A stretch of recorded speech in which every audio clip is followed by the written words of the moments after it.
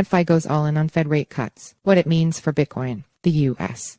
Central Bank yesterday signaled that far easier monetary policy is in store for 2024. The so-called DOTS released Wednesday as part of the U.S. Federal Reserve's policy decision showed central bankers expect 75 basis points in rate cuts in 2024. That's up substantially from just 25 basis points expected by policymakers 3 months ago. Already in a sharp upswing since October on expectations of easier monetary policy, traditional markets soared further on the news with all three major U.S.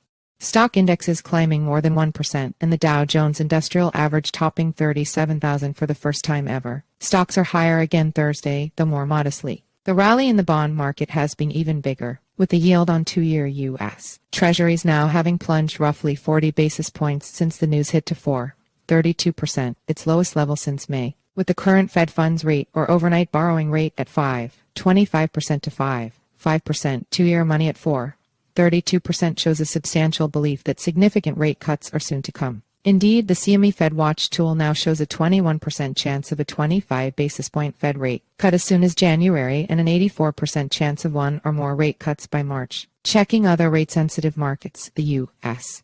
dollar index is lower by about 2% since Wednesday's Fed news and gold has rallied to 5%, both of which further suggest TradFi is, for now, fully buying into the rate cut story. The Fed's dovish signal also boosted the price of Bitcoin BTC, which this week has been trying to recover from Sunday evening's flash crash that saw prices tumble more than 5% in the space of a few minutes. At $43,200 as of press time, Bitcoin is now only lower by about 1% from its pre-crash price. Are market participants getting ahead of themselves? While the Fed's median forecast is for 75 basis points in rate cuts in 2024, markets have priced in nearly 150 basis points. Needless to say, for even the Fed's more modest expectation to materialize, it would require a substantial slowdown in the economy and or inflation. Claims of imminent recession have been popular this year, but the data continues to say otherwise. Third quarter annualized gross domestic product growth was a whopping 5.2%, the fastest pace since the fourth quarter of 2021 when substantial government COVID stimulus was still sloshing through the economy.